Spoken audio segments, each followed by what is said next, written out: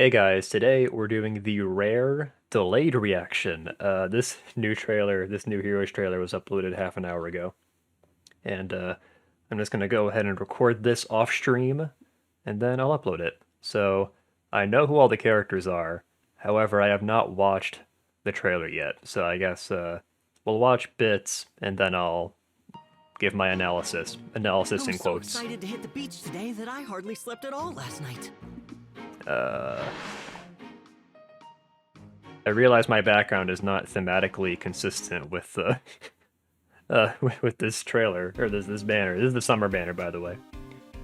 Uh, yeah. Also, it's all three houses, which you probably know that by now. Ash is a cavalry lance unit. He has a perf weapon. Are we watching in HD? We are. Okay. Divine Sea Spear, attack +3. If unit initiates combat or a foe's HP greater than 75 at start of combat, grants attack speed defense +3 to unit during combat and inflicts attack speed defense -3 on foe during combat. And also, if foe has attack speed defense, if foe has attack speed defense bonuses, grants bonus to unit attack speed defense, and inflicts penalty on attack speed defense during combat equal current bonus. So basically, like, punishing you big time for having bonuses in those stats. And I saw what the inheritable weapons are like for this banner, and I'm just surprised that they made this perf weapon that is like so clearly like way better than those weapons. The other inheritable weapons have like one stat where it does that, like res or defense or whatever. This is literally attack, speed, and defense. So that's kind of nutty. The Dual Cavalry 4 is very cursed. The obvious implication is that now people can do Reinhardt in Arena, which personally I don't really mind, honestly, because my Arena core can handle Reinhardt very easily. I have 2 Micaiahs, so I don't need to worry about that. I actually don't know who else you would give the Dual Cavalry 4 to, I'm not gonna lie. I'm having a hard time thinking of other units. Definitely not Olwen. If you're the guy who fodders B Dual Cavalry 4 to Olwen, then more power to you. I guess Olwen has a Resplendent, but I'll even look at my barracks real quick to see. I guess I could give it to Oscar, but I don't feel overly compelled to use him in Arena. He's the only +10 blue cav that I have. There's also stuff like Petrine and stuff, and Petrine could come in handy for killing Edelgard. We have a new near tray skill.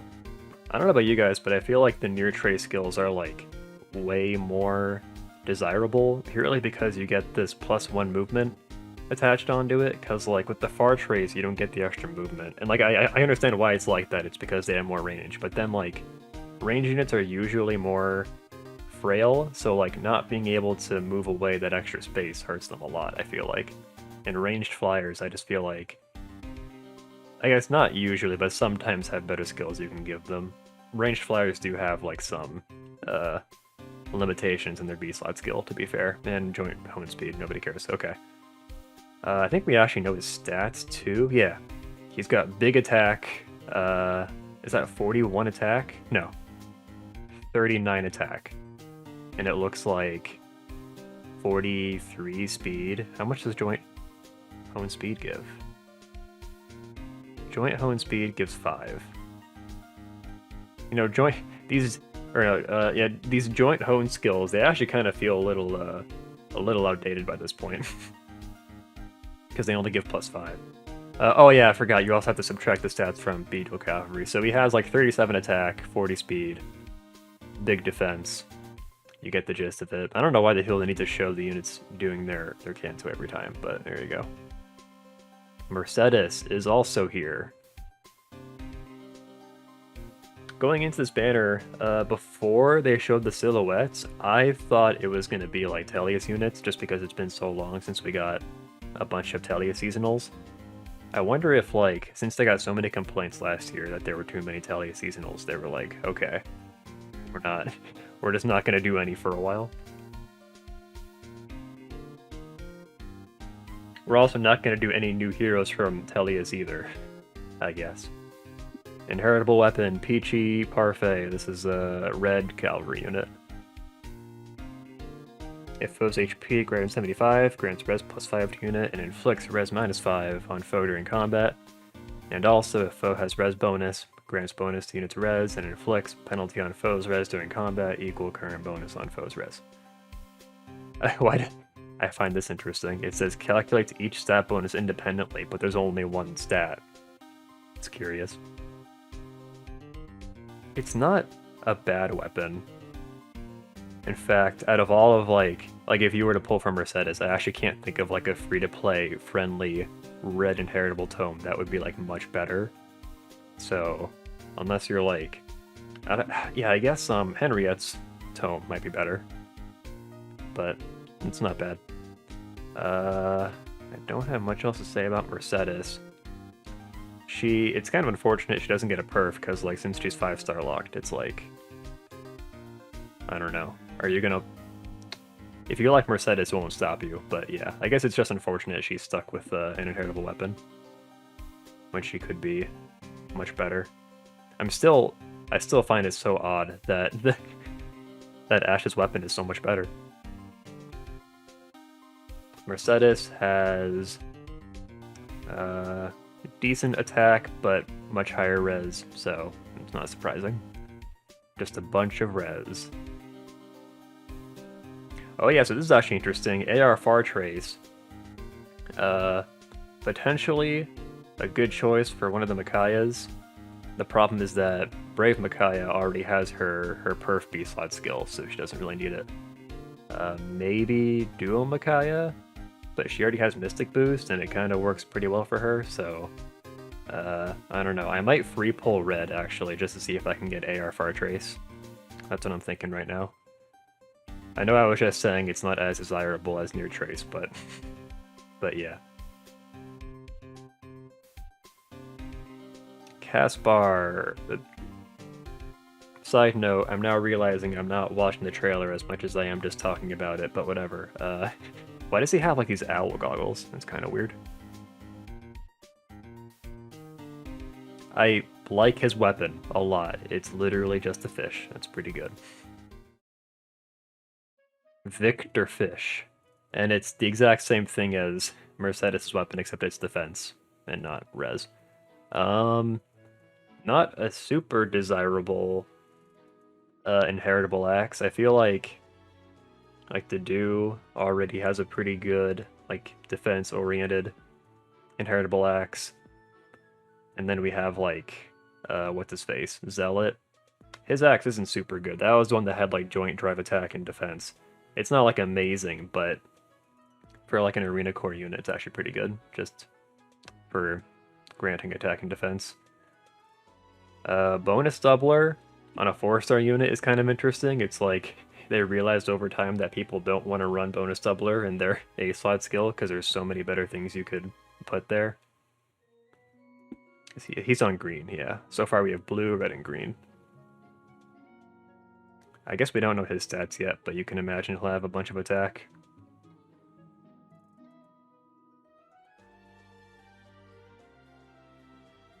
And our duo unit. This is Big Bait.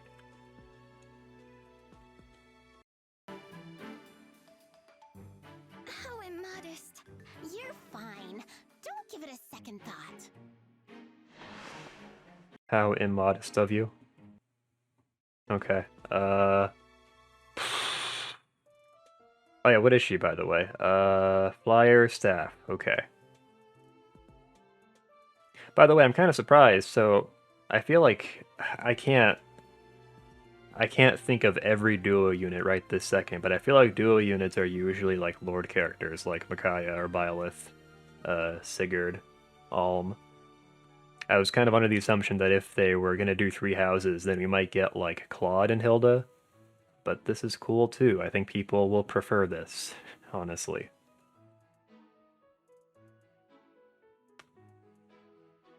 Also, just small thing. I appreciate that there are 2 dudes on this banner. It's a small thing. I just get infinitely more cynical every time they do like 3 girls, 1 boy. Anyway. Sunshade Staff. It has Wrathful Staff on it. Grants attack +6 to allies within 2 spaces during combat. Grant special cooldown, charge +1 per foe's attack to allies within 2 spaces during their combat. That's interesting. It's kind of like Lucina's weapon. Kind of.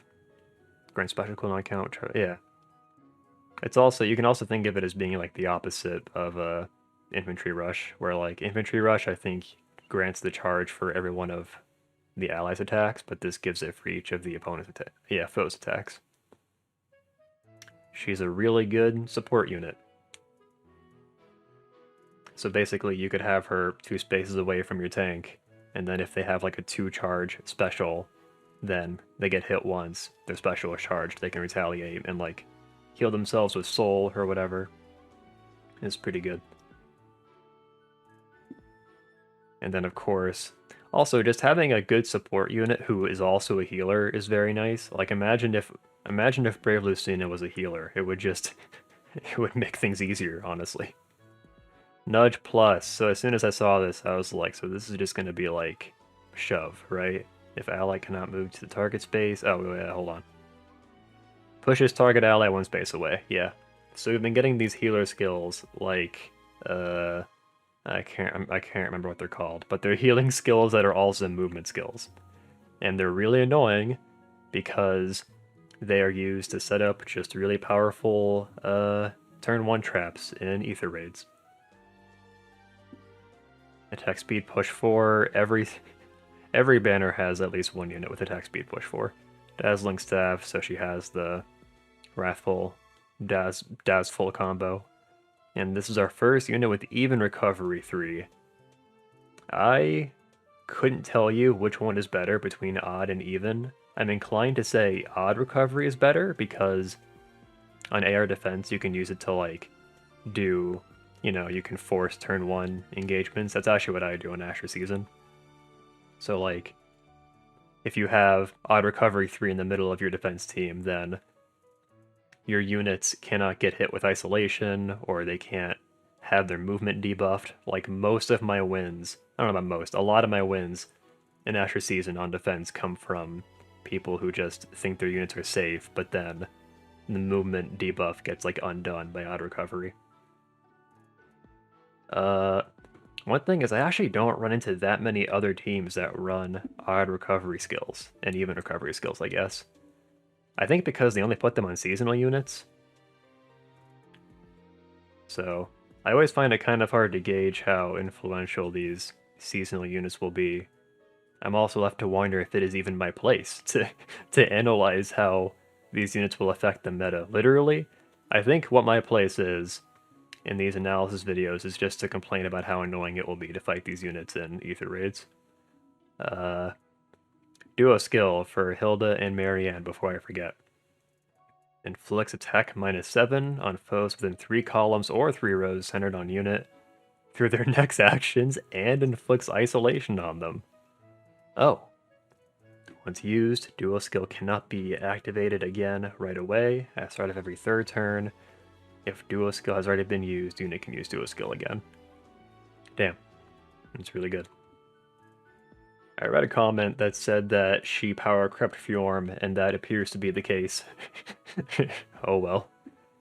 Yeah, this is really nutty. I'm always surprised when I run into Ether Raid's defense teams that don't have that building that prevents attacking teams from using their dual skills, because like some of the dual skills are just very strong, and if you don't have that building up, then like you can just have your defense team like trivialized by dominance or vantage on Altina. What do you think? Looking good. Have to keep swimming. I always thought that sounded like Perry the Platypus. The isolation effect. Okay. Final thoughts. I'm a little surprised they did like just a whole 3 houses banner and it wasn't split between like 2 games. But that's fine. It means they're definitely not going to do 3 houses on the 2nd summer banner, which I guess people will appreciate. I think the next summer banner will like almost certainly have Tellius units. I think if I had to guess, it'll be like a split between Tellius and Awakening. That's where I'm at now. Oh yeah, it'll have a harmonic unit too. I forgot about that. Whether or not you should pull, I don't know, man. Unfortunately, these banners don't have sparking, so they're very dangerous for pulling for skill fodder.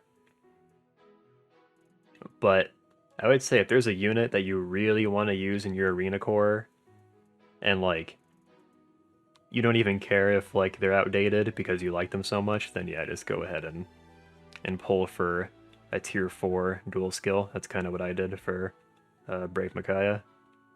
It's not quite the same because she's also a really good support unit, but you know. Alright, that's it. I'll let you go now. Final note, don't get baited if you're waiting for Choose Your Legends in August. Gotta hold on to your orbs as long as possible. I think... So yeah, I guess we're not gonna get like a midsummer Fey channel.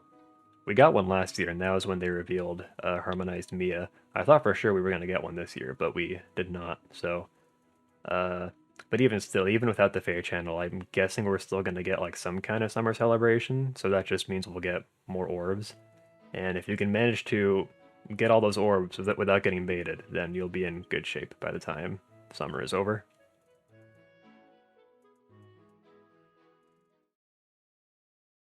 Bro, I completely forgot about Leone. Oh well.